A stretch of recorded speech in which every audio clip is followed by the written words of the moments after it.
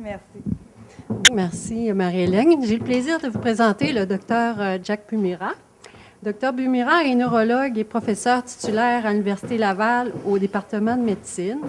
Il fait partie des médecins de la clinique des maladies neuromusculaires à l'UDPQ, site à Mel. Il est responsable de recherche de l'unité de recherche en génétique humaine à CHUL depuis plusieurs années. Le Dr Bumira est très impliqué dans la recherche concernant plusieurs maladies neuromusculaires, dont la dystrophie myotonique de Steinert et le Charcot-Marie-Tooth. Sa conférence durera environ 1 heure. C'est à vous. Merci.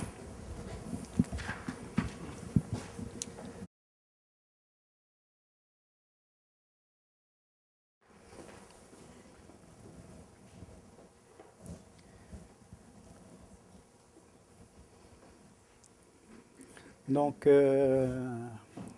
vous m'entendez, Sherbrooke, Montréal et puis Jonquière?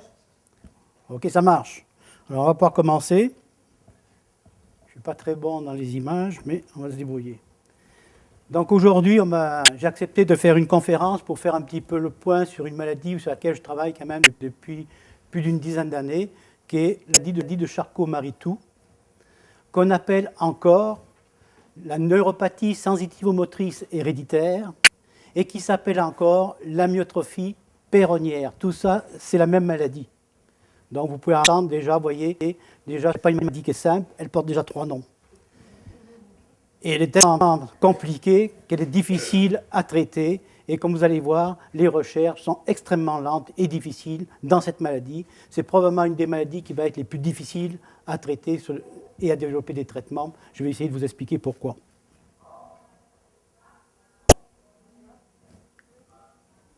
Oui?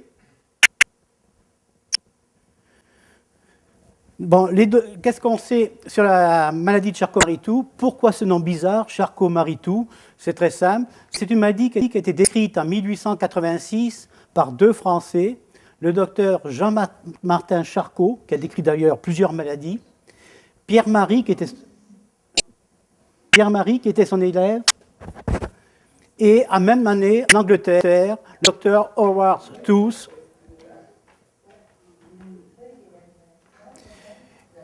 Et les 3 noms ont donné le nom à la maladie qu'ils ont décrite, Charcot-Marie-Tooth. Donc, comme je le dis, c'est une maladie qui est héréditaire et qui touche les nerfs. La prévalence, vous voyez, c'est-à-dire la fréquence, c'est à peu près une personne, c'est 2 à 4 personnes sur 10 000 en fonction des pays. Et au Québec, on a toujours pensé qu'au Saguenay, il y avait des choses bizarres qu'il n'y a pas ailleurs. Pour une fois, la prévalence de la maladie de Charcot-Marie-Tooth, n'est pas plus fréquente au Saguenay qu'à Québec, Montréal ou dans les autres provinces du Canada. Donc, ce n'est pas une maladie des Québécois, des Québécois.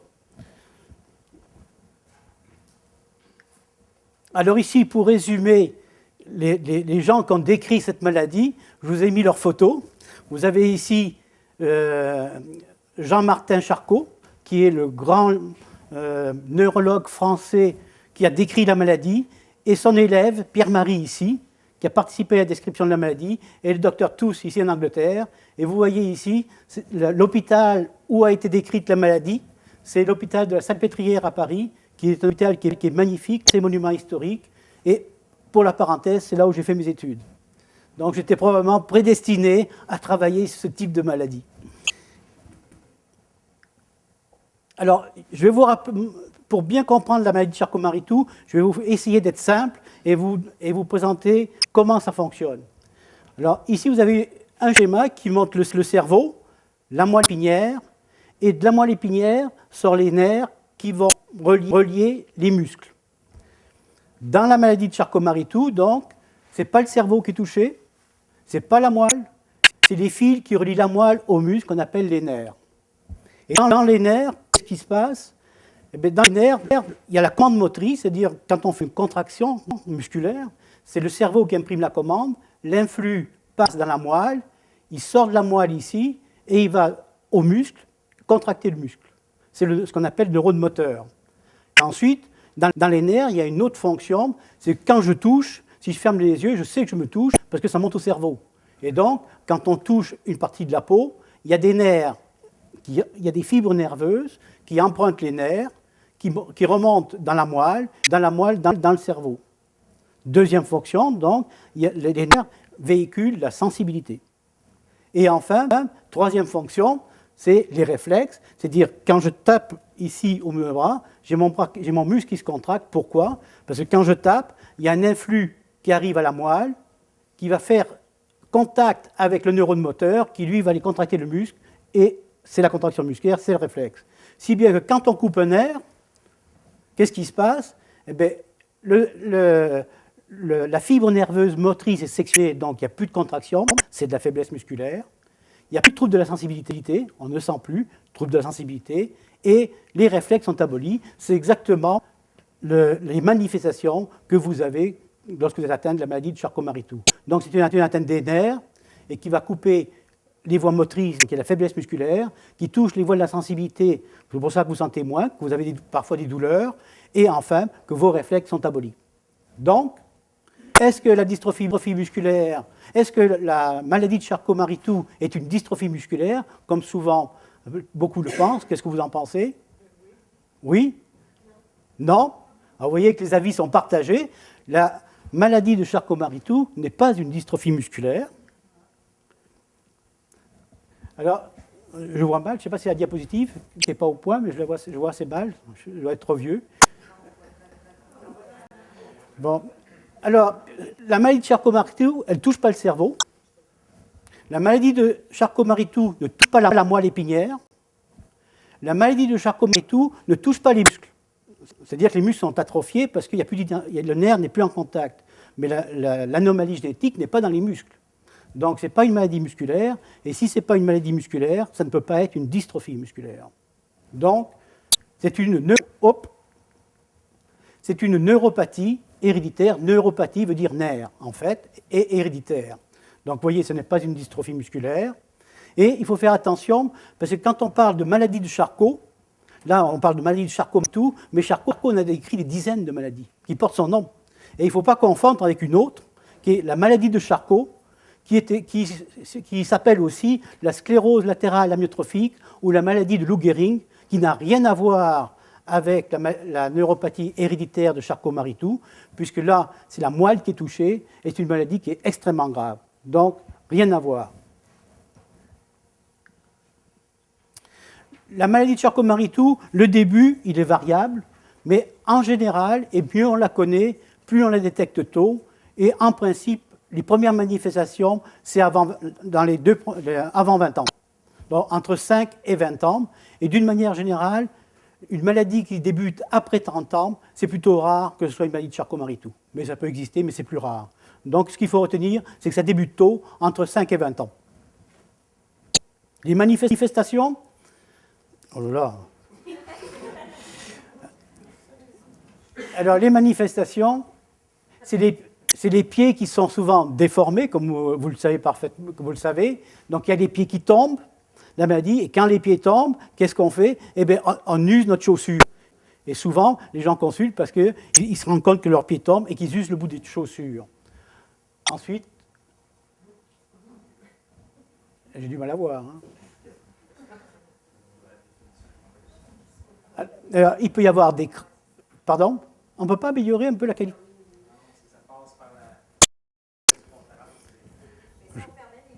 Peut-être, parce que moi je vois rien, moi. Franchement, je me fais vieux. Hein.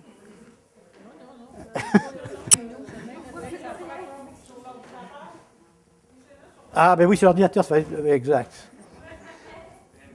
Ah, ben c'est mieux comme ça. Donc, les manifestations, c'est les pieds qui tombent, on use les chaussures, ça peut être des entorses à répétition, on se tord les pieds quand on marche, notamment sur des terrains accidentés, et au pire, on peut avoir des fractures. Donc souvent, c'est comme ça qu'on dépiste la maladie.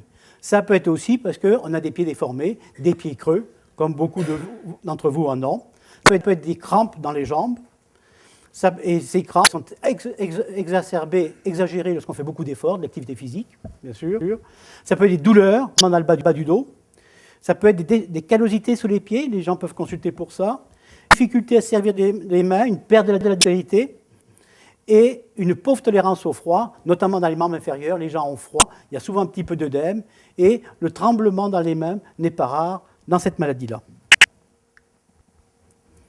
Au point de vue des atteintes neurologiques, donc comme je vous l'ai dit tout à l'heure, donc ça touche la motricité. Donc quand le nerf moteur est touché, le muscle n'est plus innervé, donc on a une faiblesse musculaire que l'on voit dans les jambes, qui débute en général dans les jambes, associée aux muscles qui s'atrophient, donc les jambes sont plus petites, et trouble de la sensibilité, c'est-à-dire on sent moins bien, quand on touche, on sent moins bien, donc une hypoesthésie qu'on appelle en gants et en chaussettes, c'est-à-dire que c'est dans les mains et dans les pieds.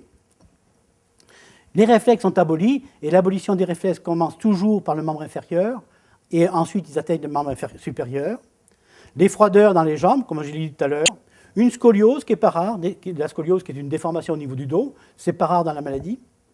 Et dans certaines formes de maladie, il y a des gros nerfs, je vais vous montrer un exemple. Ils sont plus gros que normalement, et on est capable de les palper, même de les voir. Et l'atteinte des membres supérieurs est toujours plus tardive. C'est-à-dire que la maladie commence par les pieds, on se les pieds, et puis 5 à 10 ans plus tard, les mains sont touchées. Mais l'atteinte dans les mains, en général, ce n'est pas vrai pour tout le monde, est toujours un petit peu moins sévère que l'atteinte dans les pieds, mais ce n'est pas encore vrai. Et il y a des déformations des mains, avec des mains qui sont en griffe pour les gens qui sont les plus atteints. Alors je vais vous montrer une photo. Vous voyez ici, quand je dis qu'on est capable de voir des gros nerfs, vous voyez ici, c'est ce qu'on appelle le nerf auriculaire. Alors on fait toujours ça quand on vous consulte. Pourquoi? Parce que je veux voir si le nerf est gros. Et vous voyez ici, c'est un enfant qui a un gros nerf ici, alors que normalement on ne le voit pas. Et aussi c'est qu'on peut sentir les gros nerfs au niveau des coudes, des genoux ou du pied. C'est pour ça que quand vous voyez un neurologue, il regarde toujours vos coudes, votre cou et vos pieds pour voir si on touche des gros nerfs. Et vous voyez la faiblesse musculaire qui est typique de la maladie. Donc elle touche les jambes, vous voyez l'atrophie des jambes, des deux jambes. Et curieusement, et on ne sait pas pourquoi, l'atrophie s'arrête au tiers inférieur de la cuisse. Le quadriceps, dans son supérieur, est correct, et au tiers inférieur, il est atrophié. Donc dans les membres inférieurs, c'est une maladie qui est distale, qui touche les jambes, qui s'arrête au niveau du nous. Donc en principe, ce n'est pas une maladie qui est invalidante en soi, dans la mesure où les gens sont capables de se lever d'une chaise sans trop de problèmes. Ça, c'est une diapositive qui montre encore les mêmes déformations, et en particulier les déformations des pieds. Donc, vous connaissez ça aussi bien que moi. Donc, vous voyez les pieds très déformés, et puis dans les formes les plus sévères, vous voyez ces mains qui sont très atrophiées et très faibles. Alors, comment évolue la maladie de Charcot-Marie-Tooth dans le temps? Donc, c'est une maladie qui évolue extrêmement lente, et d'une manière générale, comme je vous le dis tout quand je vous vois en consultation, la maladie a tendance à se stabiliser vers la quarantaine. C'est-à-dire à peu près entre 30 et 40 ans, le maximum de la faiblesse est atteinte. Après, ça a tendance à se stabiliser. Ce n'est pas vrai pour tout le monde, mais dans la majorité des cas, c'est assez vrai. Ensuite, la maladie, ça ne tue pas. Donc vous allez vivre aussi longtemps que les autres. Ça ne touche pas l'espérance de vie. Ça ne touche pas le cerveau. Donc, si vous êtes Alzheimer, ce n'est pas à cause de votre maladie de Charcot-Marie-Tooth, c'est qu'il y a autre chose. Ça ne touche pas le cœur, donc vous avez un cœur qui fonctionne normalement. Et puis, il n'y a pas de maladie particulière qui est associée à la maladie de Charcot-Marie-Tooth, parce que les gens qui sont atteints, que vous êtes atteints, ce n'est pas parce que vous êtes atteints que vous aurez plus de cancer ou d'autres maladies. Il n'y a pas de maladies qui ont été rattachées spécifiquement à cette maladie. Donc, c'est vraiment une maladie des nerfs. Et dans la majorité des cas, même s'il y a un handicap, la maladie vous permet d'avoir une activité professionnelle toute votre vie pratiquement. Et enfin, donc, comme je vous l'ai dit, comme les muscles des racines des cuisses qui nous permettent de nous lever d'une chaise ne sont pas touchés, le recours au fauteuil roulant dans cette maladie est relativement rare. Donc, si c'est une crainte que vous avez, vous pouvez déjà un petit peu l'oublier, parce que probablement, vous ne serez jamais en fauteuil roulant. Ça ne veut pas dire qu'il n'y en a pas qui le sont, mais la majorité des cas, ce n'est pas la réalité. Alors maintenant, c'est comment on fait le diagnostic de la maladie de Charcot-Marie-Tooth. Alors, c'est très simple en fait. C'est les manifestations cliniques qui nous disent qu'il y a un nerf d'atteinte. S'il y a un nerf qui est coupé, il y a une faiblesse, trouble de la sensibilité, pas de réflexe. Donc déjà, quand on a ces trois éléments, on sait que c'est le nerf qui est touché, que ce n'est pas le cerveau, ce n'est pas la moelle, et pas le muscle. Ensuite, comment on dit que c'est lié? Parce que le nerf peut être malade, parce qu'il y a des toxiques, il y a plein de causes qui peuvent être les nerfs. Pourquoi on rattache cette atteinte à une maladie de Charcot-Marie-Tooth? Une situation d'hérédité. c'est une maladie qui est héréditaire. Donc, dans votre famille, souvent, vous n'êtes pas le seul ATEM, il y a d'autres membres. Et le fait qu'il y ait d'autres membres d'ATEM, on est dans une maladie héréditaire, et la neuropathie héréditaire, c'est la maladie de Charcot-Marie-Tooth, le diagnostic est fait.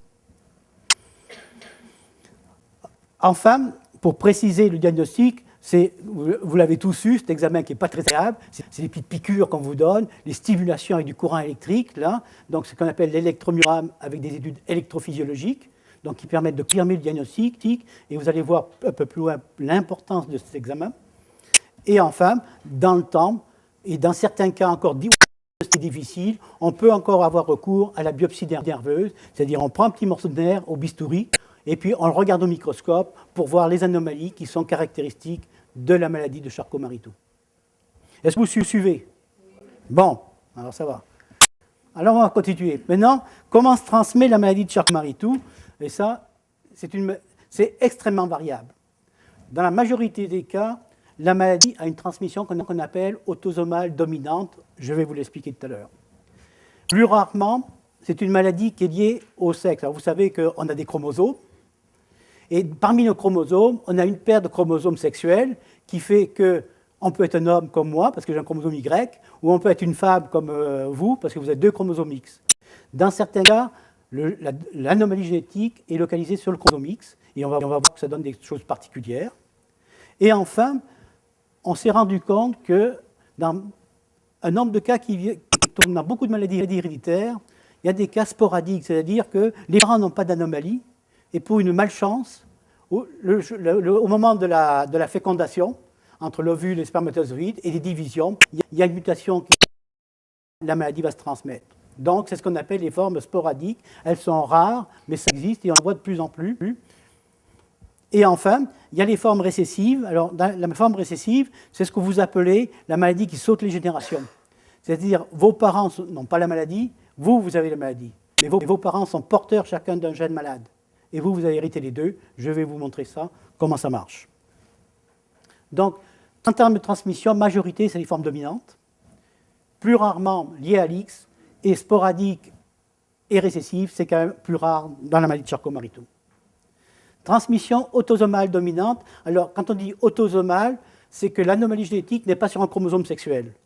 Donc, ça veut dire que si ce n'est pas sur un chromosome sexuel, que les garçons et les filles vont être touchés avec la même fréquence, c'est-à-dire une chance sur 2. Alors, comment ça se passe? Alors, je vous ai fait un petit schéma pour être clair. Vous avez ici une personne qui est normale en bleu. On a chacun 2 gènes. Un gène qui est hérité de notre père et un autre de notre mère. Cette personne-là a 2 gènes normaux. Ici, il y a un gène normal et puis un gène en rouge qui est le gène responsable de la maladie de Charcot-Marie-Tooth. Et vous voyez que lorsqu'il y a un enfant qui est conçu, le père qui est malade, il peut donner soit son gène normal, qui va se marier forcément avec un des gènes normaux de sa femme, et vous voyez que les enfants sont normaux. Et au contraire, avec une chance sur 2, il va donner son gène malade, qui lui va se combiner avec un gène normal, mais l'enfant va faire la maladie.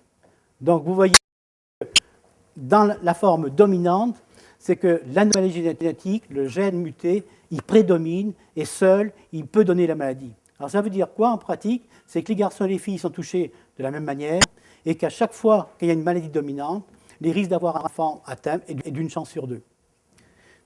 Deuxième autre aussi, c'est que souvent on pense que quand on parle d'hérédité, oh oui, mais il y a de la consanguinité, il y a le mariage. Alors vous voyez bien ici, c'est très bien illustré, c'est que dans les formes dominantes, le conjoint n'a rien à voir dans l'expression de la maladie, la survie de la maladie. Donc, dans les maladies à transmission autosomale dominante, la consanguinité n'a rien à voir. Donc ça, il faut oublier ça. Maintenant, si on passe aux maladies autosomales récessives. Autosomale récessive, c'est celle que, pour vous, ça saute la génération. Autosomale, ce n'est pas sur un chromosome sexuel, donc pareil, garçons et filles touchés, même fréquence, 1 sur 2. Alors, il y a 2 possibilités ici. Vous avez ici les 2 parents en un gène normal, un gène malade, un gène normal, un gène malade en rouge, et en général, ils ne font pas la maladie parce que le gène normal compense le gène rouge et donc il assure un développement normal des nerfs et un fonctionnement normal des nerfs. Et lorsqu'il y a de la fécondation, chacun des parents va donner soit son gène normal ici, soit son gène malade en rouge. Et vous voyez le résultat ici, c'est qu'il y a une chance sur 4 que l'enfant hérite des 2 gènes rouges, donc des 2 gènes malades, et l'enfant va faire la maladie. Et par contre, vous voyez ici, c'est qu'il y a une chance sur 2 que l'enfant soit porteur seulement de l'anomalie génétique, mais comme il a un gène normal, il ne fera pas la maladie, donc il est porteur. Et il y a une chance sur 4 que l'enfant soit complètement normal. Donc ça, c'est les formes récessives. Et dans ces formes récessives, c'est que si moi, j'ai une anomalie dans un gène, et que mon conjoint a l'anomalie dans le même gène, dans une maladie rare, c'est là où la consanguinité joue un rôle, parce que forcément, on pense qu'ils ont hérité quelque part dans nos ascendants d'une anomalie génétique commune, pas à cause d'un parent qui avait l'anomalie et qui l'a transmise. Et donc, dans les maladies récessives, en général, c'est ce qu'on voit lorsqu'il y a une certaine forme de consanguinité dans la famille, que l'on retrouve dans les familles. Transmission liée à l'X, alors ça existe dans la maladie de Charcot-Marie-Tooth, c'est-à-dire que l'anomalie génétique n'est plus sur un chromosome non sexuel, mais sur un chromosome sexuel, le chromosome X, qui est le chromosome de la femme, et ceci fait que la transmission va être différente. Vous voyez ici 2 cas, c'est que en général, la femme ici est porteuse d'un gène malade sur son chromosome, et comme elle a 2 chromosomes X pour être une femme, l'autre est normal. Et là aussi, le fait d'avoir le chromosome X normal suffit à fonctionner normalement et ne pas faire la maladie. Quand elle se marie avec un conjoint, qu'ils ont des enfants, elle va donner, avec une chance sur 2, soit son gène malade, en rouge, soit son gène normal, en bleu. Et vous voyez ici que le gène malade et le gène normal vont se combiner avec un des 2 gènes normaux du père.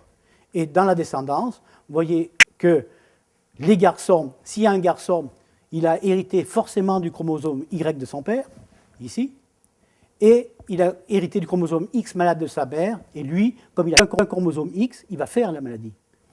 Par contre, la fille, ici, qui va hériter d'un chromosome X du père et du chromosome malade X de la mère, comme elle va avoir un chromosome normal, elle ne fera pas la maladie. Donc ça, dans les formes qui sont liées au sexe, ça veut dire quoi? C'est qu'un père ne peut pas donner la maladie à ses fils, puisqu'il donne obligatoirement son chromosome Y pour avoir un garçon. Et comme l'anomalie c'est le chromosome X, il lui donne son chromosome Y, donc il ne peut pas transmettre la maladie à ses fils. Par contre, comme l'anomalie est sur le chromosome X, toutes les filles vont être porteuses, puisqu'il y en a qu'un. Donc il est obligé de donner, s'il est malade, les filles vont être porteuses. Est-ce que vous vous suivez là?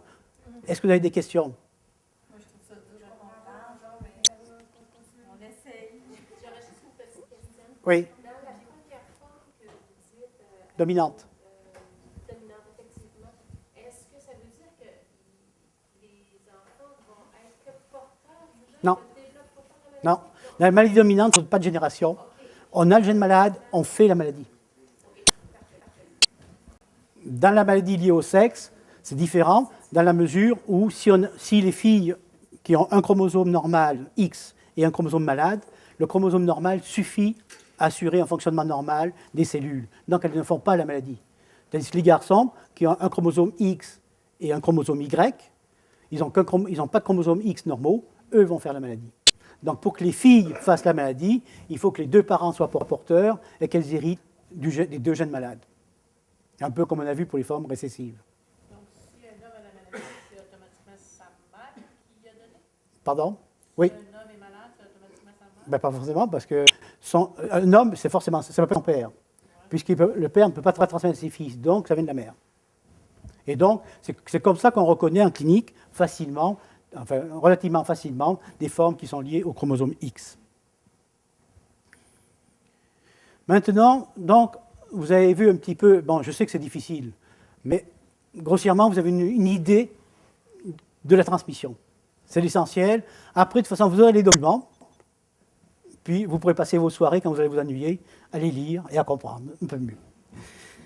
Bon, maintenant, l'électromyographie et l'électrophysiologie, c'est un examen qui est extrêmement désagréable parce que vous n'aimez pas les piqûres, vous n'aimez pas quand on vous envoie des petits courants, des chocs électriques, c'est désagréable, mais c'est un examen qui est essentiel. Pourquoi? Qu'est-ce qu'on fait dans cet examen-là? Alors, ce qu'on fait, c'est que voici un nerf et voici son muscle. Alors, normalement, on envoie un courant électrique à ce niveau-là et on enregistre la contraction musculaire. Donc, on est capable de mesurer le temps entre la stimulation et la contraction. Les appareils le font automatiquement. Ensuite, on se déplace de 10 cm et on refait la même manœuvre. Et connaissant la distance entre les deux stimulations et la durée de l'influx de la conduction nerveuse, on est capable de déterminer la vitesse de conduction. Alors, pour vous donner une idée, un nerf, normalement, ça conduit à 45 mètres par seconde. C'est de normal. Dans la maladie de Charcot-Marie-Tooth, on a deux possibilités. Un nerf, c'est comme un crayon, comme un fil électrique. Il y a le fil au milieu, plus la gaine. Et bien, un nerf, c'est fait comme ça. La gaine, on appelle ça la myéline. Et le fil électrique, on appelle ça l'axone. Donc, dans la maladie de Charcot-Marie-Tooth, il y a deux possibilités. Ou c'est la gaine du fil qui est touchée, ou au contraire, la gaine fonctionne, mais c'est le fil électrique qui est malade. Et quand c'est le fil électrique qui est malade, on parle à ce moment, le fil électrique, on appelle ça un axone, bon, c'est un terme médical, scientifique, et donc on appelle ça une forme axonale. Et quand c'est la myéline, on appelle ça une forme démyélisante, parce que la myéline est détruite. Et cet examen-là, c'est le seul qui permet de faire la distinction entre les deux formes. Pourquoi? Parce que quand on a une affection démyélisante, ici par exemple, c'est la gaine qui est détruite. On stimule au point A, on recueille au point B, et le courant met plus de temps que normalement à conduire parce que la gaine est essentielle à la conduction nerveuse. Et si vous faites la même manœuvre de stimulation au point B et que vous mesurez la contraction, lorsqu'on fait la différence, les vitesses sont extrêmement ralenties parce que la myéline est nécessaire à la conduction. Et donc, quand on a une conduction nerveuse déficitaire, on parle de conduction nerveuse qui peut aller entre 0 et 38 mètres secondes. Donc 45 normal, jusqu'à 38, on dit c'est une forme qui est démyélisante. Donc ça permet de faire le diagnostic. Par contre, si on a une forme axonale, c'est le fil électrique qui est cassé, la gaine fonctionne normalement. Donc quand on stimule ici, qu'on recueille, et qu'on stimule ici, et qu'on recueille, la vitesse de conduction ici est pratiquement normale, puisque la myéline est normale. Et donc là, on a ce qu'on appelle les formes axonales. Et ça, c'est très important au diagnostic, parce que vous voyez ici, cet examen nous permet de classer la maladie de Charcot-Marie-Tooth en deux formes. La forme 1, qui est la forme où c'est la gaine du fil électrique qui est abîmée, on appelle la forme démyélisante, et c'est la plus fréquente des formes de maladie de Charcot-Marie-Tooth. Et c'est une maladie qui est démyélisante, et les vitesses de conduction des nerfs sont ralenties. Et à côté, vous avez la forme 2, qu'on appelle la forme axonale, où c'est le fil électrique qui est touché. Les vitesses de conduction sont pratiquement normales, et comme on va le voir un peu plus loin, c'est qu'elles sont un peu moins sévères que les formes 1. Donc cliniquement, on est capable de faire, avec un seul examen, le diagnostic de la maladie et dire est-ce que c'est la gaine ou le fil électrique qui est touché. Donc c'est ça qu'on est capable de faire. Est-ce que c'est important pour les personnes atteintes de connaître la différence entre les deux de ce qui est atteint? Alors, oui, on va le voir ici, c'est que le pronostic n'est pas tout à fait identique. Si tu as une forme axonale, on va le voir, le pronostic est un peu différent des formes démyélisantes, et les formes axonales sont un peu moins sévères. Donc c'est une des raisons, comme on va voir, de l'intérêt. Donc le diagnostic clinique de la maladie de Charcot-Marie-Tooth, il n'y a pas de manifestation clinique spécifique. C'est-à-dire que vous avez une forme 1 ou 2, les réflexes sont abolis, vous avez la même faiblesse musculaire dans les pieds et dans les mains, et les troubles de la sensibilité. Donc cliniquement, on n'est pas capable. Mais l'électromyogramme nous permet de dire, oui, il y a une forme démyélisante ou axonale. Le mode de transmission nous aide au diagnostic. Est-ce que c'est dominant, récessif ou lié à l'X? Et enfin, l'âge de début de la maladie est important, car il y a des formes de maladie qui commencent très tôt dans la petite enfance. Et donc là, le diagnostic est un peu différent. Et ce qu'il faut bien comprendre là-dedans, c'est que Charcot, Marie et tous, en 1886, n'ont pas décrit toutes ces maladies. Ils en ont décrit une, qui est la forme démélisante. Mais, par abus de langage, on a regroupé tout ce qui touchait les neuropathies héréditaires sur le terme de Charcot-Marie-Tooth, mais ce n'est pas le vrai nom. Le vrai nom, c'est la maladie de Charcot-Marie-Tooth, c'est la forme uniquement démélisante. Et c'est pour ça que si on va dans les pays anglo-saxons, on ne parle pas moins de Charcot-Marie-Tooth, mais de neuropathie héréditaire, sensitivo-motrice héréditaire, qui est un terme beaucoup plus exact que la maladie de Charcot-Marie-Tooth. Alors, la classification, vous voyez ici, comme je vous le dis, c'est pour vous résumer, cliniquement, quand on a évalué les gens, on est capable de classer les maladies selon la forme, démélisante axonale, l'âge de début, et puis le mode de transmission. Et vous voyez, vous avez la forme 1, qui est démélisante, et qui est la transmission dominante. C'est la plus fréquente des formes de maladie de Charcot-Marie-Tooth, de l'ordre de 60 à 70% des cas. Ensuite, vient la forme axonale, qui elle aussi peut être dominante ou récessive, ça dépend des cas, qui représente à peu près 20-30% de l'ensemble des formes de maladie de Charcot-Marie-Tooth. Donc vous voyez que c'est déjà beaucoup plus rare. Et enfin, la troisième, qui est celle qui est liée à l'X, qui représente aux environs de 10% des formes de maladie de Charcot-Marie-Tooth. Et puis vous avez des formes plus rares, que vous voyez ici, là, mais dont les gènes ont été identifiés. Donc, le diagnostic, on l'a fait cliniquement. Avec l'électromyographie, on l'a fait. Donc, l'idée qu'on se dit, pourquoi on va faire une prise de sang pour un test génétique? À quoi ça sert le test génétique? Est-ce que c'est utile dans la maladie? Qu'est-ce que ça apporte? Alors, je vais essayer de vous résumer un petit peu ce que apporte le test génétique. C'est comme vous le voyez, c'est qu'il n'est pas nécessaire pour porter le diagnostic. Le diagnostic, c'est un diagnostic clinique, neuropathie, hérédité. On a le diagnostic. Donc, le test génétique ne nous aide pas pour porter le diagnostic. Mais de plus, il ne nous permet pas de traiter la maladie, de le savoir pour l'instant, car il n'y a pas de traitement curatif, hélas, pour cette maladie-là. Mais cependant, c'est qu'il permet d'identifier les formes de la maladie. Et là, on s'est rendu compte que dans les maladies démélisantes ou dans les maladies axonales, il n'y a pas une maladie, mais il y en a des dizaines. Et donc, ça permet de faire des sous-classifications de chacune des formes. Et l'intérêt de ça, c'est que ça permet de donner de meilleurs conseils génétiques. Car toutes les formes n'évoluent pas de la même manière. Il y en a qui évoluent très rapide, d'autres moins, d'autres qui sont sévères, d'autres un peu moins sévères. Donc, le fait d'identifier la mutation, ça nous permet de vous donner de meilleurs conseils pour qu'est-ce qui va arriver dans 10 ans, par exemple. Donc, c'est l'intérêt du test. Et ensuite, les essais cliniques, les essais en recherche, ils se développent. Alors, pour la maladie de Charcot-Marie-Tooth, on n'en est pas encore là, mais ça arrivera. Et là, les essais cliniques, curatifs pour guérir la maladie, il va y avoir un traitement pour chaque anomalie génétique. C'est ça l'idée.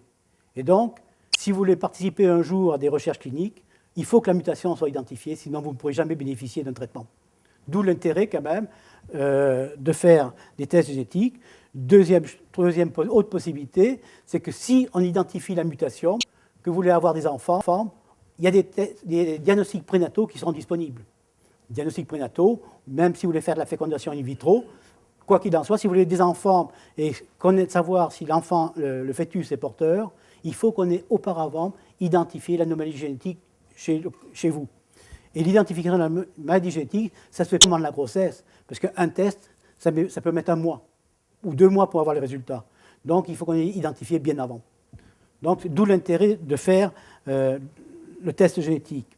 Et enfin, on peut faire des tests de porteurs. Quand on a identifié la mutation d'une famille, il y a un cousin qui a appris qu'il y a la maladie de Charcot-Marie-Tooth dans la famille. Il dit, moi, je veux passer un test pour savoir si je suis porteur, une prise de sang, et puis on mesure juste la petite anomalie génétique, et ça, en deux jours, on a le résultat.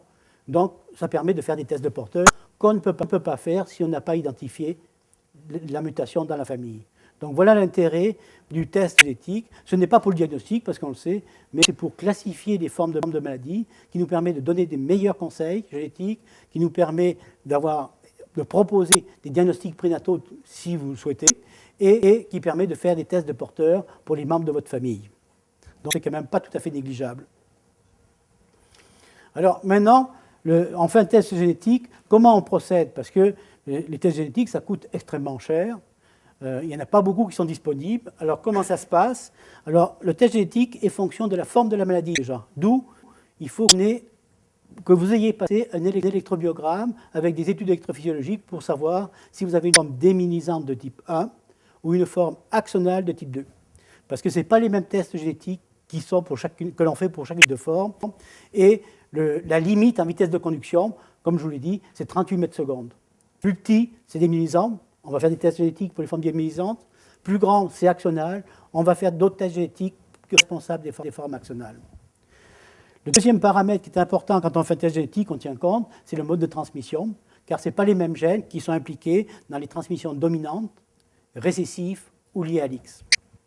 Et enfin, il y a l'âge de début, car comme je vous l'ai dit, il y a des maladies extrêmement sévères qui ne s'appellent pas maladies de Charcot-Marie-Tooth, même si elles sont regroupées aujourd'hui sous ce terme.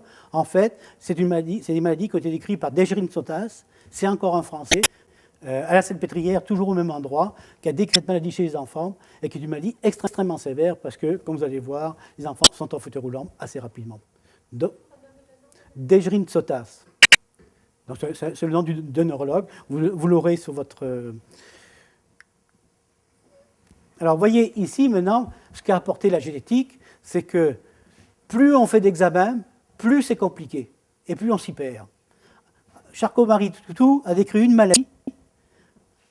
On était contents, tout allait bien, pendant des années, dizaines d'années. Maintenant, aujourd'hui, on en a 30 sur les bras. Alors, on n'est pas tellement avancé.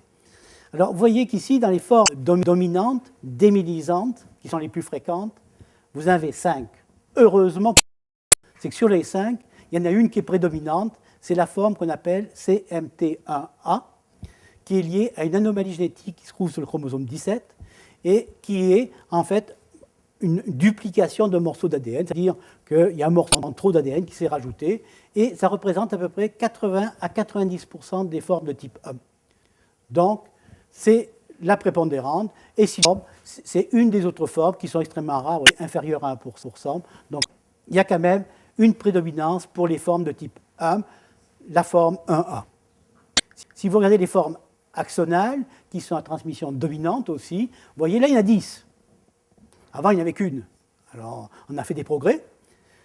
Mais là aussi, vous voyez qu'une forme est prédominante, c'est la forme CMT2A, qui représente à peu près 20% de l'ensemble des formes axonales.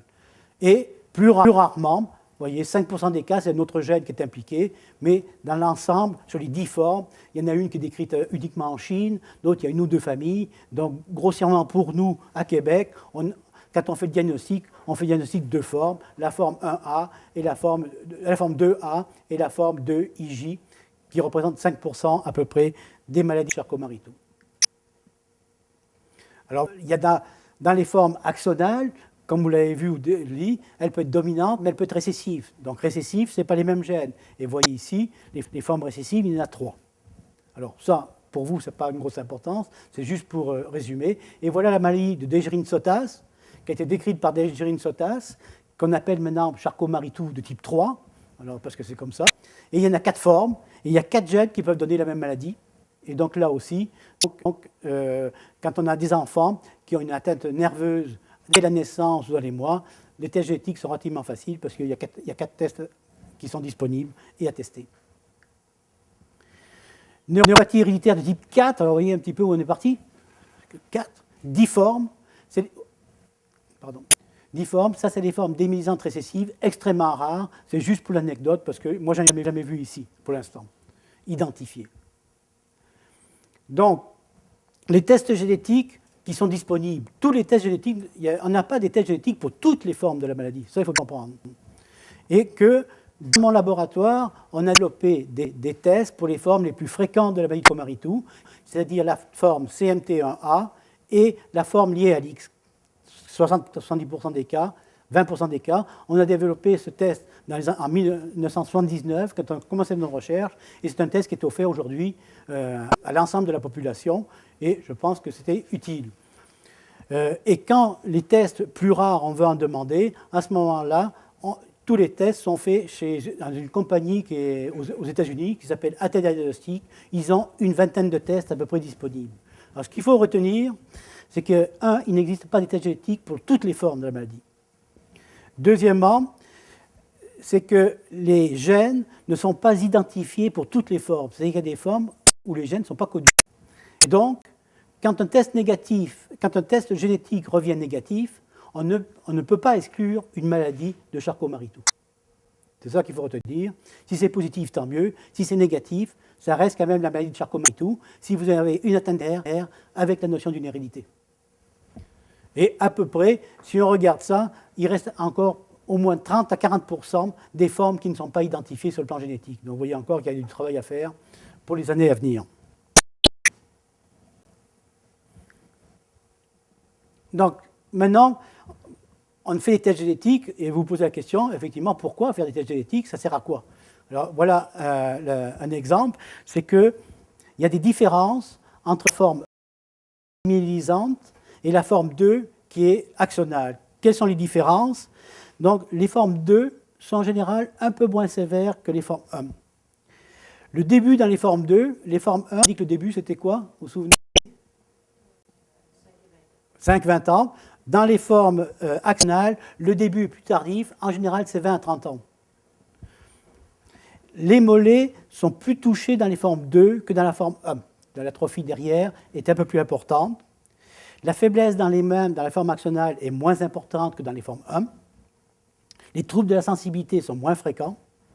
Et les déformations des pieds sont aussi moins fréquentes. Donc, grossièrement, ce qu'il faut savoir, c'est que quand on a une forme 2, on a une certaine chance, parce que la maladie est moins sévère que ceux qui ont une forme 1. Est-ce qu'il y a des formes 2 qui sont plus sévères? Bien sûr. Mais en général, parce que quand on fait des statistiques, vous prenez 1000 individus, vous avez une moyenne, mais de chaque côté, ça chevauche. Il peut y avoir des formes 2 sévères et des formes 1 moins sévères. Mais d'une manière générale, c'est quand même, plus la maladie commence tard, quelle qu'elle soit d'ailleurs, mieux c'est. Quand on fait de la dystrophie musculaire, plus ça commence tard, en général, mieux c'est. Plus ça commence tôt, plus les troubles sont importants, et c'est vrai aussi pour la maladie de Charcot-Marie-Tooth. Maintenant, dans les formes 2, axonales, qui ont une transmission récessive, alors elles sont plus rares, vous voyez, c'est que c'est des formes qui sont plus sévères, ça touche des enfants, ça débute à la naissance avant 3 ans, et la plupart des enfants sont en fauteuil roulant vers la vingtaine. Donc ça, ce sont des formes extrêmement sévères. Pareil pour la maladie de Dejerine-Sota, donc comme je l'ai dit, c'est une autre neuropathie héréditaire qui touche l'enfant, avec un retard moteur. Ce sont des enfants qui ont des traits qu'on a dit un peu grossiers, c'est un petit peu particulier. Et là aussi les enfants finissent en fauteuil roulant entre 20 et 30-40 ans. Donc ces formes-là, plus ça débute tôt, plus c'est sévère. La forme X, alors lorsqu'on a une maladie de Charcot-Marie-Tooth liée à l'X, les femmes sont moins touchées que les hommes, parce qu'elles ont un chromosome X normal. Et un homme ne veut pas transmettre la maladie à ses fils. Par contre, les filles sont toutes porteuses. Alors, on arrive maintenant, on a fait un petit tour sur la maladie. Est-ce que ça, vous suivez, vous comprenez? Vous êtes perdu? Pas trop, on va dire. Donc, on va passer à une deuxième étape, les traitements. Qu'est-ce qu'on peut faire pour cette maladie? Alors, qu'est-ce qui est disponible? Alors, premièrement, c'est qu'il n'y a pas de traitement curatif. On ne sait pas guérir la maladie de Charcot-Marie-Tooth. Je vais vous expliquer tout à l'heure pourquoi. Deuxièmement, le meilleur traitement, c'est l'exercice. Il y a plusieurs études qui ont montré qu'un exercice régulier, ça renforce les muscles des jambes et ça permet d'améliorer la force musculaire dans les jambes. Donc l'exercice, c'est quelque chose qui est indispensable dans cette maladie-là. Alors, il y a un débat qui est ouvert et qui n'est pas tranché, c'est que, est-ce que ça peut être toxique l'exercice? Est-ce que si... Parce qu'il y a des études qui montrent que si on fait trop d'exercice, ça abîme les muscles. Alors là, dans la maladie de Charcot-Marie-Tooth, la question est posée, mais il n'y a pas de réponse. Comme toujours en médecine, c'est toujours gris. Donc, on est prudent, nous, on n'est pas fous. Ce qu'on recommande, c'est qu'une activité physique régulière, modérée on la recommande fortement. Par contre, on vous déconseille d'aller faire les Jeux olympiques. Ou paralympiques, comme vous voulez. Et donc, c'est un petit peu vous qui êtes les maîtres de l'exercice. C'est-à-dire que quand est-ce qu'on se rend compte que l'exercice est trop violent? C'est facile. C'est que si vous êtes fatigué à la fin de votre exercice, s'il y a des crampes, des douleurs, c'est que l'exercice est trop important pour vous et donc il faut réduire l'intensité. C'est aussi simple que ça. Mais c'est le meilleur traitement qui existe, qui est simple, marcher, pour la maladie de Charcot-Marie-Tooth. Maintenant, on peut bien sûr vous aider pour lutter contre les déformations des pieds, parce que qu'est-ce qui vous gêne dans cette maladie-là? C'est les déformations des pieds, les pieds creux, les pieds croches, les orteils qui sont en marteau. Vous êtes handicapé par ça, et qu'est-ce qu'on peut faire? Alors, bien sûr, la première chose, c'est les pieds creux, on peut mettre des orthèses plantaires. Et ça, c'est fortement recommandé. Et pourquoi? Parce que quand vous avez vos pieds qui sont croches, vous êtes en déséquilibre sur le bassin, vous déséquilibrez votre bassin, et avec le temps, qu'est-ce qui se passe? C'est que c'est la colonne vertébrale qui est en déséquilibre, et ça crée des douleurs lombaires. Et donc, pour lutter contre ça, il faut équilibrer le bassin, et l'équilibration du bassin passe par l'équilibration au niveau des pieds. Première chose, c'est stabiliser les pieds en compensant le creux par une orthèse plantaire dans la chaussure. Donc ça, c'est un excellent moyen et qui est fortement recommandé. La deuxième chose, c'est que vous vous tordez les pieds. Vous vous tordez les pieds parce que le muscle qu'on a ici qui relève le pied, qui s'appelle le jambier antérieur, vous voyez, si je relève mon pied, moi ça marche bien, mais vous, le muscle ne marche pas, donc votre pied il tombe. Et donc le moyen, pour éviter qu'il tombe, c'est de bloquer la cheville, quel que soit le moyen. Alors il y a des moyens qui sont relativement simples et peu coûteux, c'est le port de chevillère. C'est-à-dire, quand la maladie n'est pas trop prononcée, vous avez encore de la force, vous mettez une cheville qui bloque votre cheville, qui serre bien la cheville, ça peut vous aider pendant quelques années, c'est aussi simple que ça. L'autre élément qui peut vous aider, c'est de porter des chaussures. Alors l'hiver, vous mettez des bottes, les femmes mettent des bottes, nous aussi, et donc les bottes en cuir, ça serre la cheville, le pied est moins mobile, et donc vous marchez mieux. Donc les bottes, c'est bon. Et enfin, quand ce n'est pas suffisant, les gens sont très handicapés, il y a ce qu'on appelle les orthèses tibiales. Alors qu'est-ce que c'est? C'est une orthèse en plastique que l'on moule sous votre pied, qui est moulée sous votre pied, avec deux barres qui montent ici en plastique, et avec un velcro pour attacher. Donc ça fixe, c'est très efficace. Le problème, c'est que ce n'est pas très esthétique, notamment chez les jeunes filles, l'été, c'est pas très beau. Chez les hommes, c'est un peu moins pire parce qu'on met des pantalons, donc c'est un peu moins pire. Et souvent, les gens ont des douleurs parce qu'elles sont mal supportées, c'est du plastique quand même.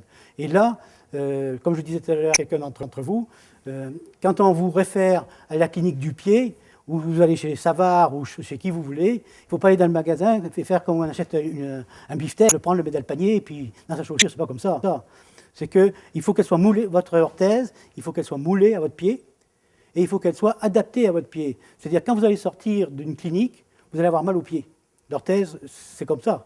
Et donc, il faut revenir pour la faire ajouter, juste le temps que vous soyez confortable. C'est le seul moyen que vous pourrez bénéficier d'une orthèse tibiale. Donc, donc, elle a des avantages, parce que c'est efficace, elle a des inconvénients, c'est pas beau, souvent c'est mal toléré, et puis ça finit souvent dans les placards.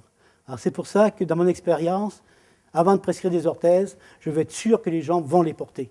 Si c'est pour mettre les placards, autant ne pas en prescrire. Donc mais c'est efficace.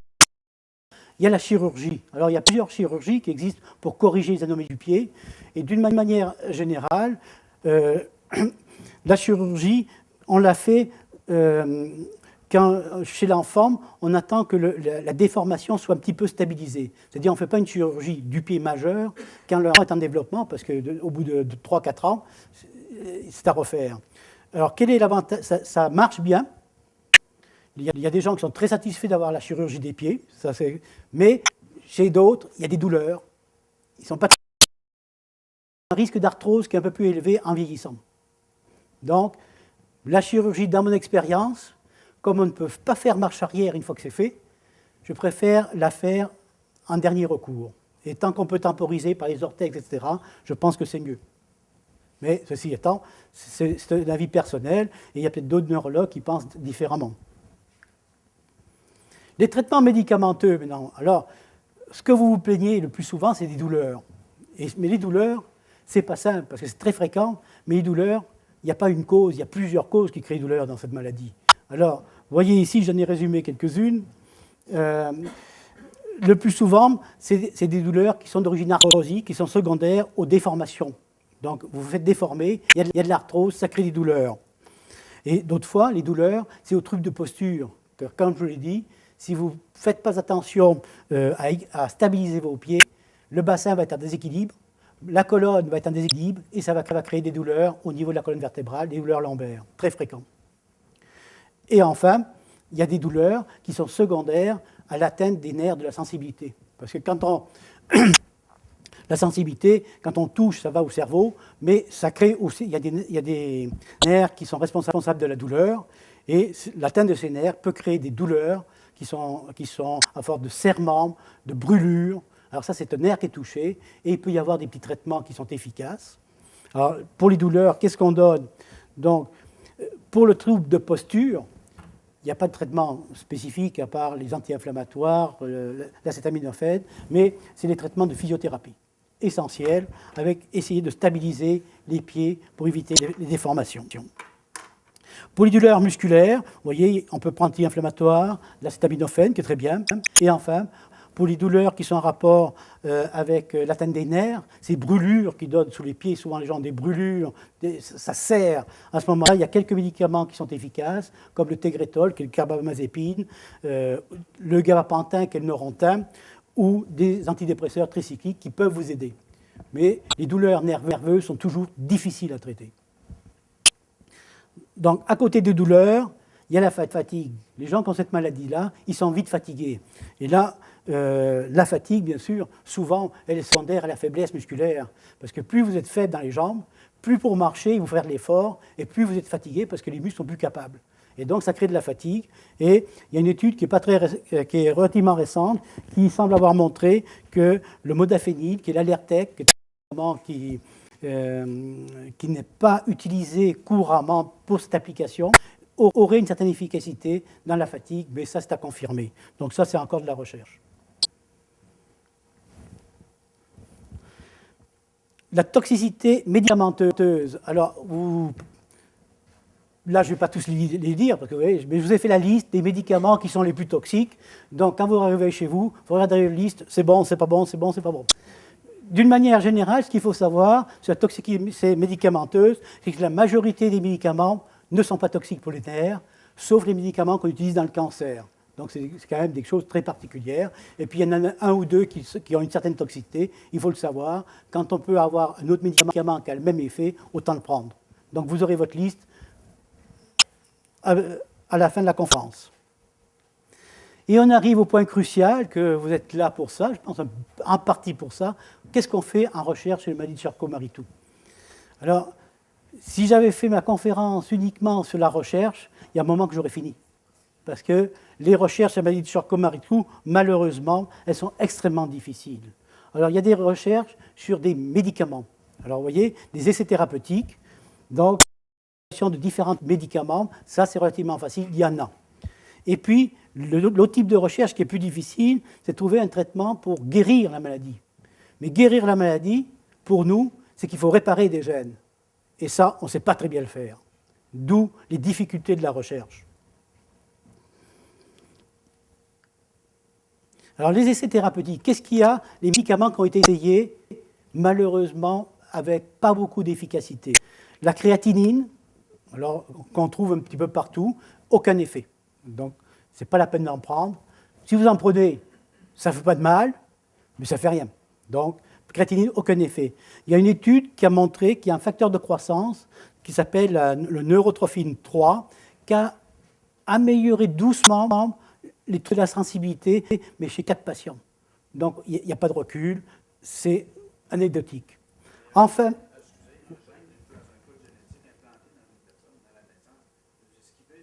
oui.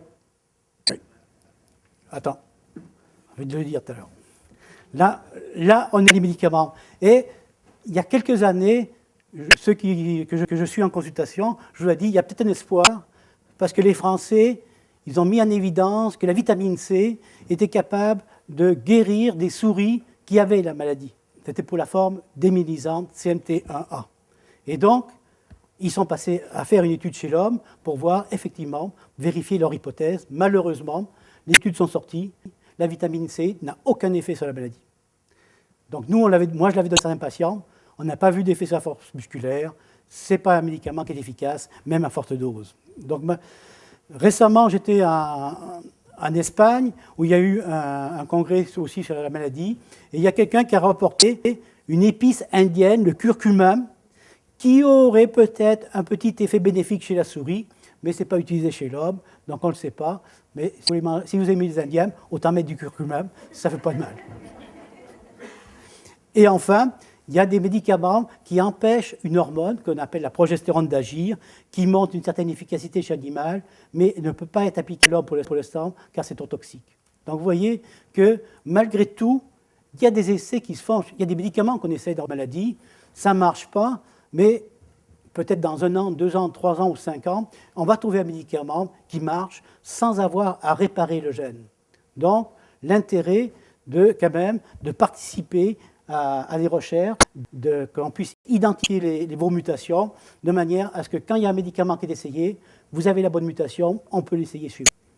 Les médicaments qui ont été nommés ou qui ont été découverts ont tous été sous la forme du CMT de type 1. Il n'y en a aucun de forme actionnelle? Non, parce que les formes actionnelles sont extrêmement rares. Et donc, les seules populations importantes pour faire des essais, c'est des formes hommes. Malheureusement. D'où, c'est pour ça que je dis, à la fin, je vais vous parler du registre qu'il faudrait développer, parce que c'est le seul moyen d'avoir des cohortes de patients importantes pour pouvoir participer à des essais. Alors maintenant, les recherches, pour répondre à votre question, sur le traitement curatif de la maladie, et là, on s'embarque dans une autre histoire. Pourquoi les recherches sont lentes et difficiles dans la maladie de Charcot-Marie-Tooth? Alors, il y a des problèmes de technique.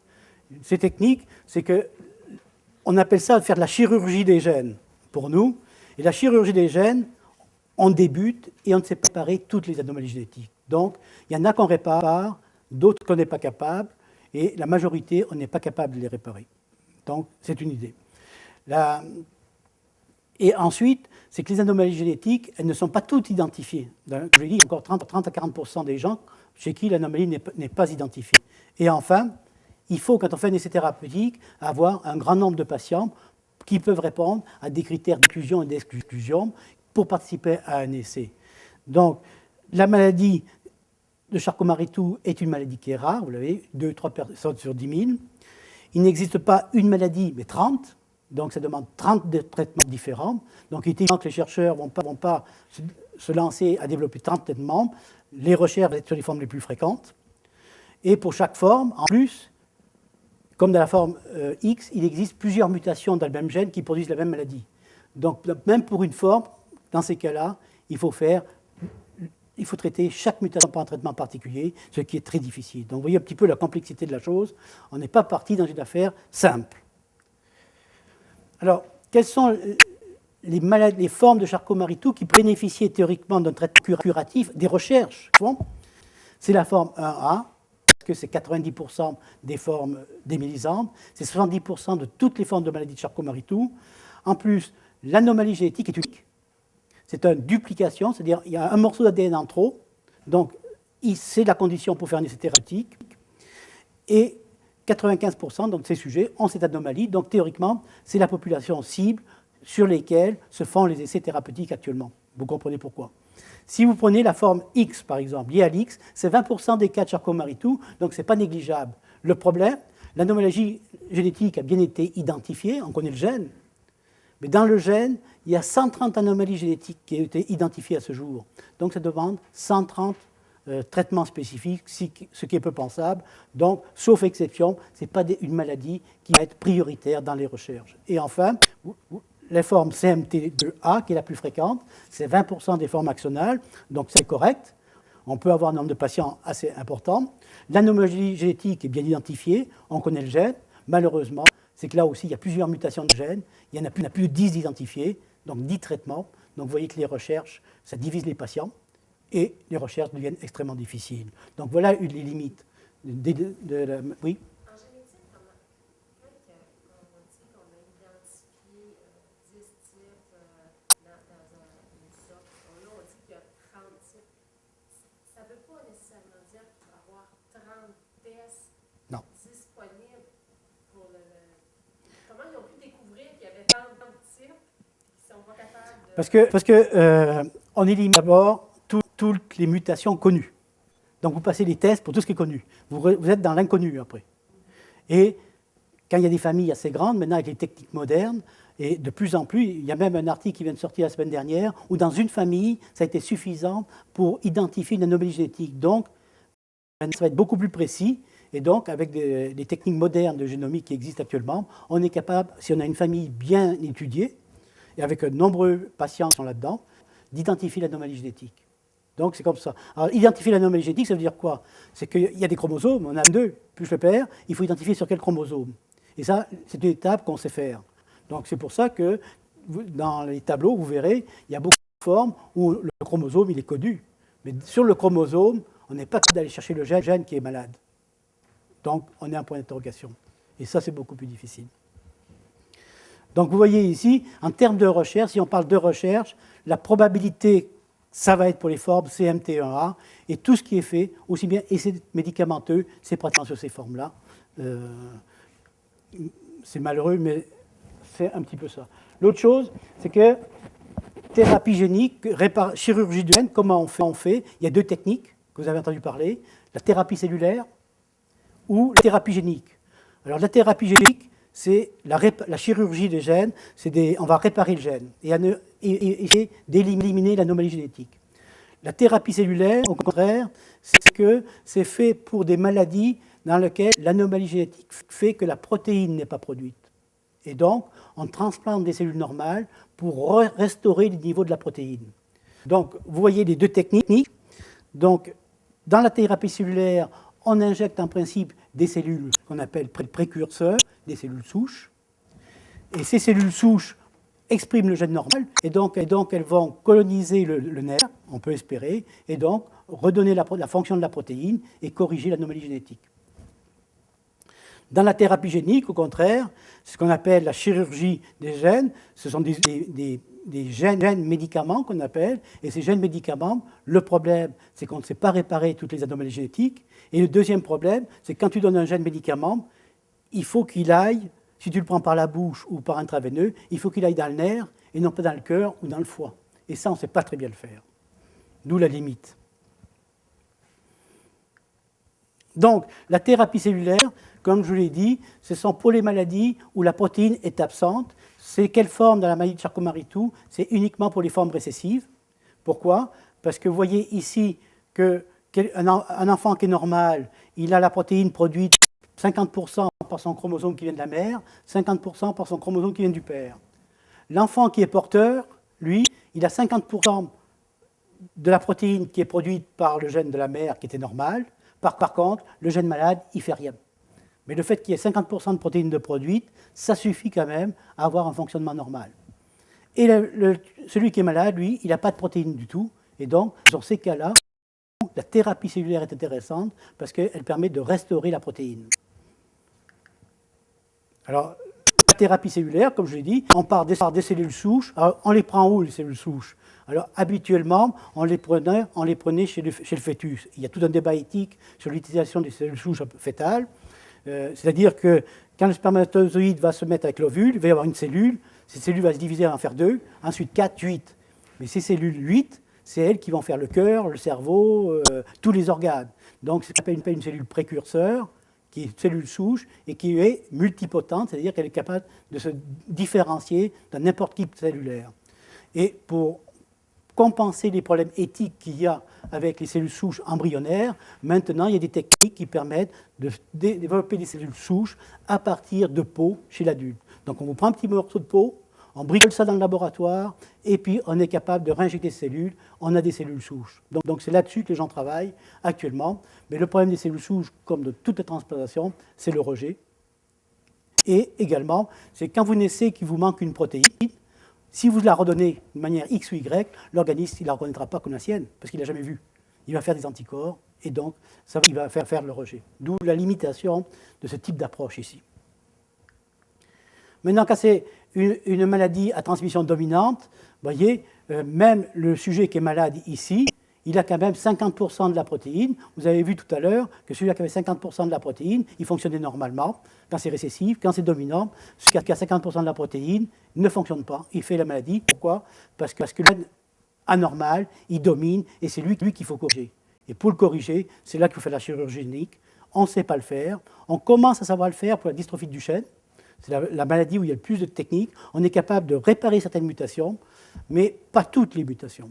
Donc, celle qui ressemble à celle de Duchenne, on pourrait éventuellement l'appliquer à d'autres maladies. Mais comme vous allez le voir, dans la forme CMT1A, c'est encore plus compliqué. Parce que la forme CMT1A, vous voyez ici, c'est que le chromosome sur lequel il y a l'anomalie, il y a un morceau ici qui est normal, une région, elle est très grosse, très grande cette région sur le chromosome. Pour vous donner une idée, vous prenez la vanne, ça va de Québec jusqu'à Montréal, ça représente à peu près ça. Okay?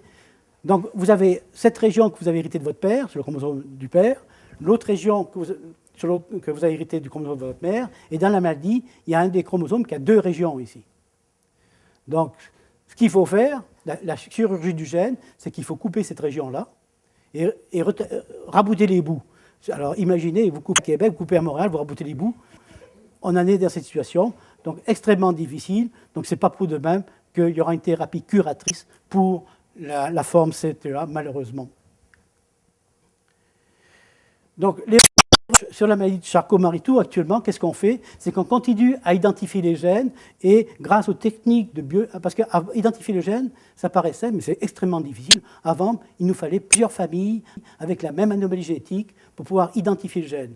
Aujourd'hui, et on est en 2010, la première fois qu'on a démontré en mars, la publication, que dans une famille, on est capable d'identifier un gène, ce qui va faciliter considérablement la tâche pour identifier les mutations, parce qu'ici, il y a sûrement des gens, les gens codés, dont la mutation n'est pas connue. Et s'il y a plusieurs membres de la famille qui sont atteints, on est capable de le faire. Le problème, c'est que ça coûte quand même 25 000 $ US. Donc, c'est quand même pas donné. Ensuite, la deuxième chose qui est importante, c'est développer des registres. Et pour toutes les maladies neuromusculaires, ça devient essentiel parce que les traitements arrivent. Et malheureusement, à Québec, faute de registres bien développés, nos patients ne peuvent pas en bénéficier parce qu'ils sont dispersés, on ne sait pas où ils sont. D'où l'idée de faire des registres. Alors, on en a monté un pour la dystrophie myotonique de Steiner. Il y a 800 patients qui sont inscrits dans le registre. Et donc, quand on veut faire un essai thérapeutique, on va dans notre registre, on choisit les patients qui répondent à des critères d'inclusion, d'exclusion, aux critères qu'on veut, on les sort, on les contacte, on demande s'ils veulent participer. Pour le Charcot-Marie-Tooth, c'est la même chose. C'est qu'il faut qu'on ait des listes de sujets qui ont atteint la forme CM3 et que cette liste soit très grande, parce que si vous en avez 1000, vous avez des critères d'exclusion souvent qui font que sur les 1000, vous en avez 20 qui répondent seulement aux critères pour faire un essai. D'où l'importance de ces registres. Et enfin, donc, on travaille dans les laboratoires à corriger les gènes. Alors cette correction des gènes, on n'a pas besoin de travailler sur la maladie de Charcot-Marie-Tooth, on travaille sur d'autres maladies parce que les anomalies génétiques, on les voit partout, dans toutes les maladies neuromusculaires et neurogénétiques et génétiques. Et donc, il y a des gens qui travaillent à corriger et peut-être que quand ils vont trouver une méthode pour guérir les duplications, on pourrait l'appliquer à la maladie de Charcot-Marie-Tooth. Donc ça, c'est des recherches qui sont en cours. Et enfin, l'autre chose, c'est qu'il faut trouver un transporteur qui, du sang, va amener le gène au bon endroit dans le nerf. Et ça, ce n'est pas non plus de la tarte. Alors, je terminerai, parce que les Français, ça parle toujours trop, c'est vrai. Alors, là, vous avez les sites, l'Association canadienne, il y a un très bon document sur la maladie de Charcot-Marie-Tooth en français. L'Association française de lutte contre l'hémiopathie, il y a le site web qui est aussi très bon. Et en France, il y a un réseau des malades de Charcot-Marie-Tooth qui s'appelle CMT France, qui là aussi donne des conseils, etc. Donc vous voyez que c'est quelque chose qui n'existe pas ici et qui serait utile. Alors pour terminer, je vais parler beaucoup. J'espère vous avoir appris quelque chose, que ça vous a intéressé. En contrepartie, je n'ai pas fait ça gratuitement. Donc, on va vous demander de nous aider si vous le souhaitez. Qu'est-ce qu'on vous demande? C'est qu'avec nos collègues français, on a développé un questionnaire pour apprécier la qualité de vie, quand on est de différentes maladies, dont le Charcot-Marie-Tooth. Ce questionnaire, il a été développé par les Français.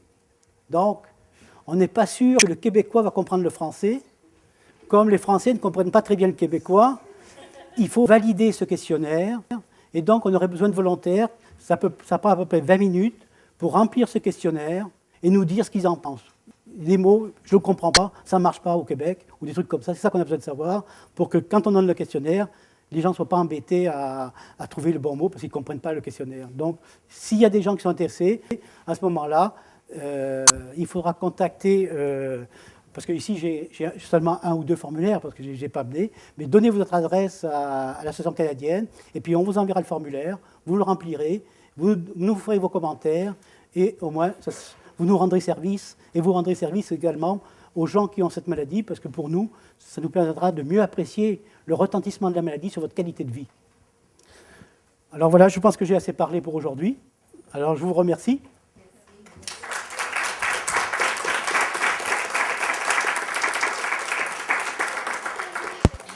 Ah oui, oui, on commence là. Alors, merci, Dr Pumira, pour votre présentation. Nous en sommes maintenant à la période des questions. Puisqu'il y a plusieurs sites, nous prendrons 2 questions par site et un tour de rôle. Il est important de parler dans le micro parce que pour les gens de l'extérieur, ils ne comprendront pas vos questions sinon. Donc, on va commencer par Québec. Ensuite, ça va être Montréal, Sherbrooke et Chicoutimi. À Québec?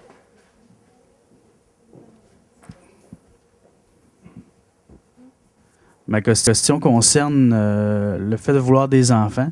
On sait que sur certaines formes de maladies, ça affecte la vie de la personne atteinte pendant et après la conception.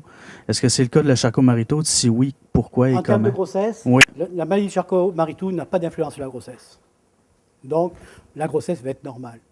Mais est-ce que, contrairement, est-ce que le fœtus va avoir une influence sur la vie et la santé de la personne qui Non. est atteinte? Non. En général, la maladie de Charcot-Marie-Tooth, enfin, ça dépend de la forme, bien sûr, hein, mais la maladie de Charcot-Marie-Tooth, en général, ça développe vers 5 ans. Donc, vous avez un enfant qui naît normalement, qui ne pose pas de problème. Ce n'est pas comme dans d'autres maladies où le fœtus est très atteint et il est atteint. Dans la maladie de Charcot-Marie-Tooth, le fœtus naît normalement. Donc, il n'y a pas de problème en termes de grossesse. Le fœtus ne retentit pas sur la grossesse et il n'y a pas de problème au cours de la grossesse. Merci.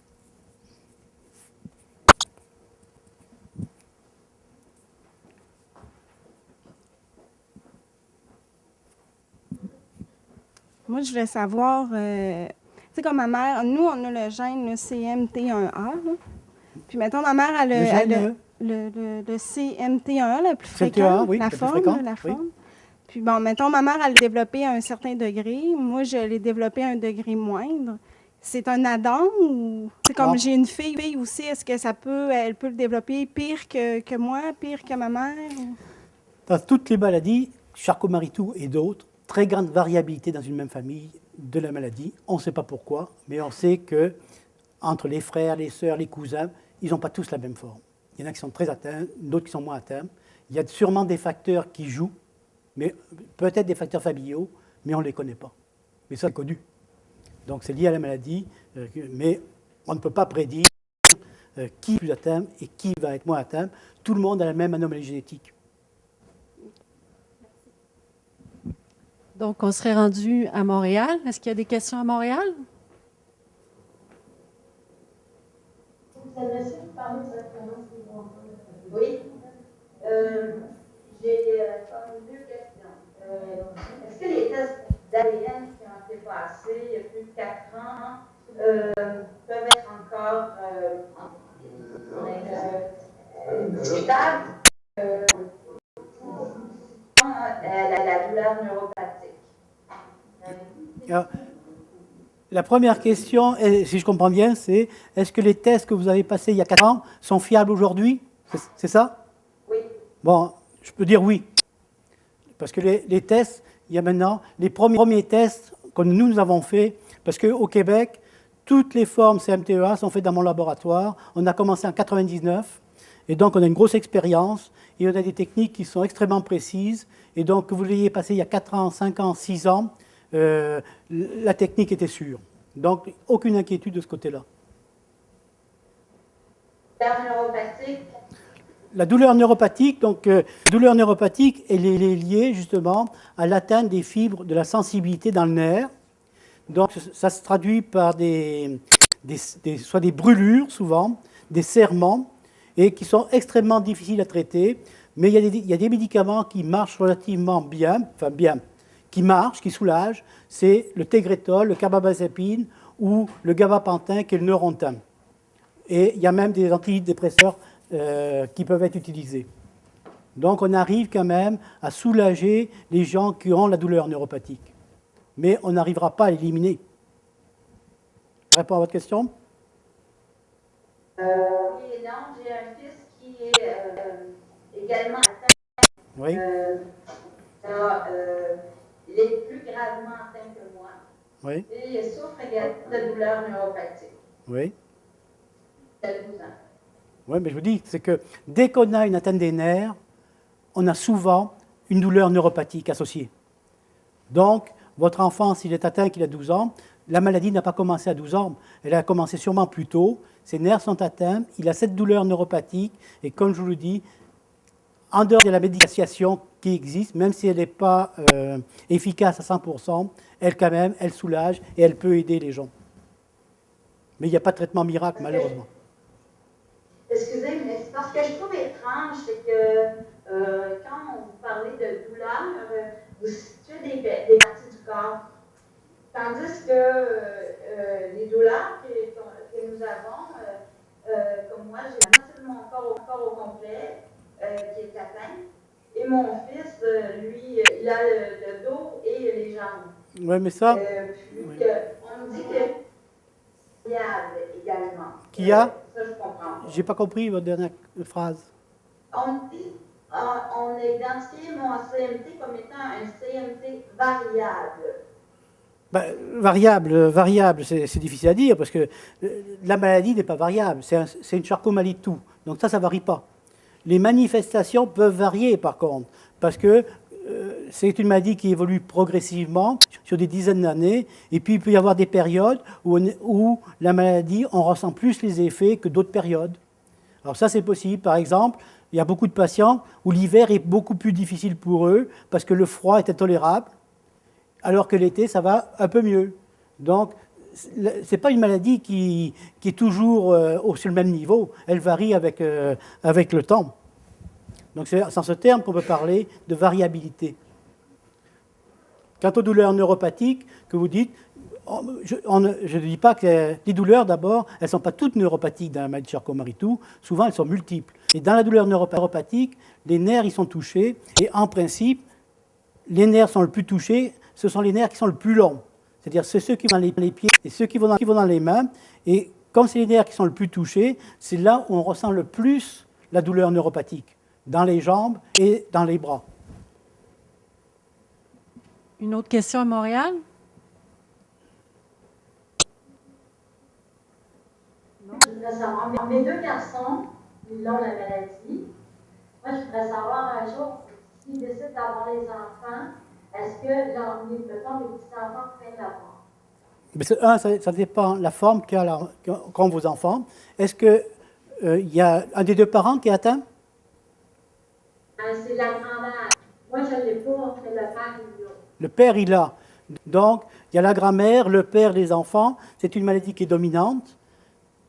Et donc, vos enfants vont avoir une chance sur deux de donner à leurs enfants la maladie. Que ce soit un garçon ou une fille. Est-ce que ça vous va? Oui, ça va, merci. Une question à Sherbrooke?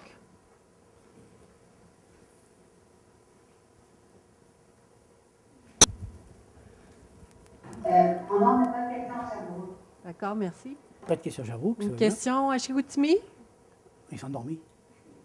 Vous dormez? On n'a pas de micro non plus. Oui, oui. Oui. Ah, ça va monter, on va créer le micro depuis tantôt. Ça, une question du sport. Quand tu as un vrai, une Charcot-Marie-Tooth, tu devrais pas faire de sport. Tu vas faire des trouvailles pour faire de sport. Non, c'est pas ce que j'ai dit. J'ai dit ne pas aller aux Jeux Olympiques, c'est pas différent. J'ai dit il faut faire du sport à la condition que... Il faut faire du sport à la condition qu'à la fin de votre sport, vous ne soyez pas épuisé, vous n'ayez pas de crampes dans les jambes et pas de douleur. C'est la seule limite. Parce que même si ce n'est pas prouvé à 100%, le sport violent peut abîmer vos muscles et avoir un effet néfaste et aggraver votre maladie. Mais ce n'est pas prouvé et donc, par prudence, on recommande aux gens de ne pas faire des Jeux Olympiques. C'est tout.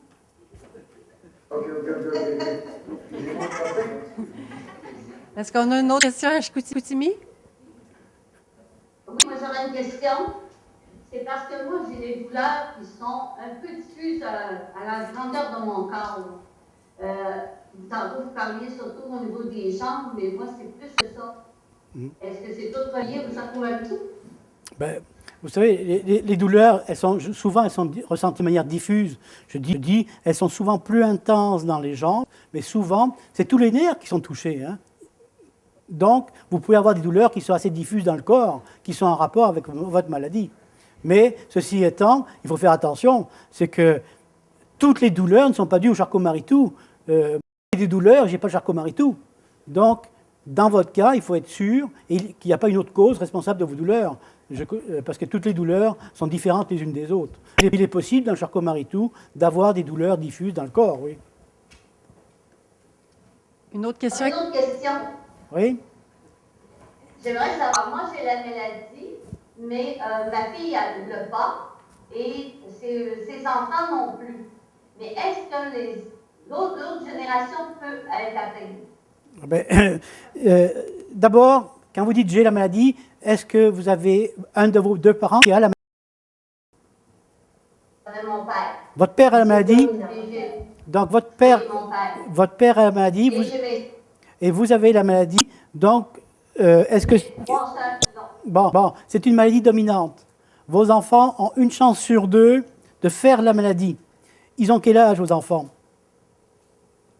40 ans et 38 ans. Alors, s'ils n'ont rien, ils peuvent dormir tranquilles. Leurs enfants ne risquent pas de faire la maladie et de ne pas la transmettre. Donc, on peut dire qu'eux, ils sont épargnés par la maladie.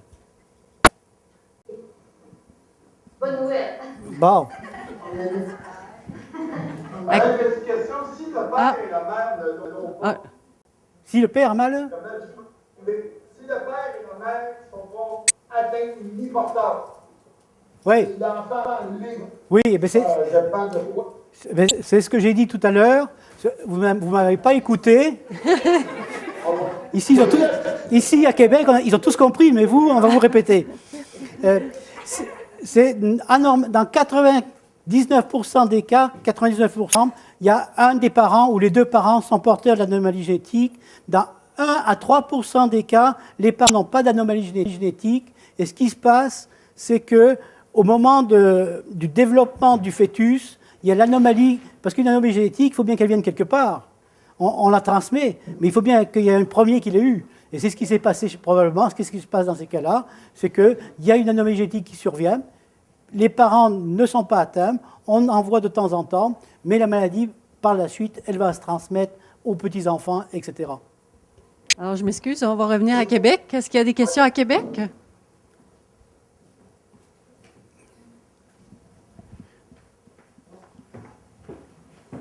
C'est une question, mais plutôt une information. Vous avez parlé de registre tout à l'heure, mais vous n'avez pas donné comment on peut s'inscrire à ce registre-là. Non, les registres, il existe, mais pour l'instant, on l'a appliqué à la dystrophie myotonique de Steiner. Charcot-Marie-Tooth, il existe, parce qu'à Sherbrooke, on rentre de patients là aussi. On ne l'a pas encore diffusé, mais probablement, dans l'année qui va venir, ici, vous allez en entendre parler par l'intermédiaire de l'association canadienne. Quand vous parlez de l'association canadienne, c'est Oui. Moi, je suis vieux, alors je suis resté avec l'ancienne terminologie. Une autre question à Québec? Non? Donc, on retourne à Montréal. Est-ce qu'il y a des questions à Montréal? J'ai une question. Lors de la croissance des enfants, est-ce qu'il y a des périodes un peu plus critiques que d'autres où il faut porter un peu plus attention, faire plus d'exercices, de flexibilité, oui. déplacement ou plus de repos. Oui, alors les enfants, le problème souvent qui se pose, c'est que c'est quand il y a la déformation des pieds, on a des enfants qui marchent sur la pointe des pieds, qui se tordent les chevilles, et là, très tôt, il faut qu'ils soient vus dans les cliniques du pied pour enfants pour pouvoir améliorer, parce qu'on est capable quand même d'améliorer la marche chez les enfants quand on le détecte très tôt. Les enfants, c'est encore assez plastique. Donc, c'est très important qu'on leur mette des bottes, qu'on leur mette l'appareillage qu'il faut pour qu'on puisse minimiser le maximum que l'on peut cette déformation des pieds qui va survenir au fil des ans. Alors ça, c'est très important. Mais sur la... Monsieur, oui. Par rapport à tout le développement moteur, la force musculaire avec pour la force, en avancée en âge, moi j'ai une petite fille qui est rendue à 7 ans et on voit très bien qu'au niveau des muscles de ses quadriceps, c'est un peu plus faible. Oui. On dirait ça un peu dessus. C'est sûr qu'on lui fait faire beaucoup d'exercices sans vouloir aller aux Jeux olympiques, mais on aimerait quand même qu'on puisse optimiser son développement musculaire. Bien sûr. Et je pense que c'est là aussi l'intérêt d'être suivi dans les centres de réadaptation de déficience physique pour enfants comme pour les adultes, parce qu'il peut y avoir des programmes, il y a des physiothérapeutes qui peuvent vous aider, qui peuvent donner des conseils pour améliorer les performances de l'enfant.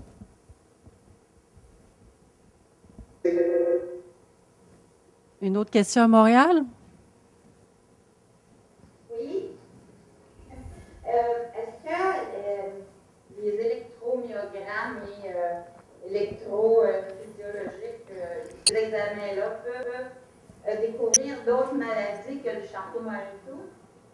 Ben, ils sont utilisés pour deux types de maladies. C'est pour détecter la dystrophie musculaire. On met l'aiguille dans le muscle, on le fait contracter et on voit que le muscle est malade. Donc, il peut nous dire c'est le muscle qui est malade, c'est une dystrophie musculaire. Ou au contraire, ils sont utilisés pour voir si les nerfs sont malades, comme vous l'avez vu, et donc c'est une neuropathie. Donc, c'est un examen qui permet de dépister la dystrophie et les neuropathies. Mais la neuropathie est héréditaire ou pas héréditaire. Parce que quand on est diabétique, beaucoup de diabétiques font des neuropathies qui n'ont rien à voir avec le Charcot-Marie-Tooth, mais on peut voir des anomalies à ces deux examens. Ça confirme le diagnostic. Donc, le diagnostic de neuropathie. Maintenant, reste à déterminer si c'est le diabète ou si c'est une cause héréditaire. Ça, c'est autre chose. On retourne à Chicoutimi. Est-ce qu'il y a encore une question à Chicoutimi? Tantôt, vous parliez de biopsie. Si tu as passé une biopsie d'une vingtaine d'années, est-ce que ça serait différent d'aujourd'hui, la passée? Non, c'est exact. La biopsie, on n'en fait plus aujourd'hui parce qu'on n'a plus besoin, sauf dans des cas extrêmement difficiles où on n'a pas de notion familiale, d'hérédité. Quelqu'un, on pense que c'est une neuropathie héréditaire. Dans la famille, on ne trouve personne. On se demande si c'est une neuropathie héréditaire ou pas. Et dans ce cas-là, on part recours à la biopsie pour nous aider au diagnostic. Merci. Une autre question à Chicoutimi? Toujours pas de question à Sherbrooke? Ils sont morts. Donc, on revient à Québec. Est-ce qu'il y a une autre question à Québec? Moi, j'aimerais ça savoir pourquoi si c'est juste les nerfs qui sont touchés, pourquoi les muscles sont si faibles que ça? Bon, alors, les muscles sont faibles pour deux raisons. Il y a deux raisons qu'un muscle peut être faible. Soit c'est le muscle lui-même qui est malade, on a une dystrophie musculaire, il y a une anomalie qui est dans le muscle, il ne fonctionne plus normalement, il s'atrophie, vous avez moins de force. L'autre, c'est que le muscle est normal, mais la commande nerveuse ne touche plus le muscle, est altérée. Et donc, si vous faites une commande qui ne va pas au muscle, il s'atrophie, parce qu'un muscle, il a besoin d'être stimulé pour garder sa taille. Donc, un muscle qui n'est plus stimulé s'atrophie. D'accord, l'exercice modéré peut être une solution. C'est ça. C'est que vous n'êtes pas dans la même chose. C'est que si vous êtes dans un fauteuil pendant un an, vos muscles vont s'atrophier, ils ne peuvent pas stimuler. Donc, c'est l'exercice qui stimule, d'où l'intérêt de faire de l'exercice. Oui.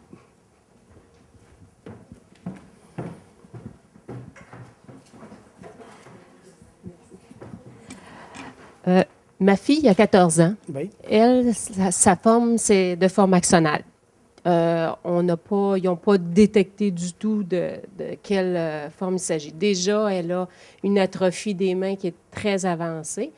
Est-ce que à ce moment-là, pour elle, ça serait peut-être bien qu'on lui fasse une biopsie de ses nerfs?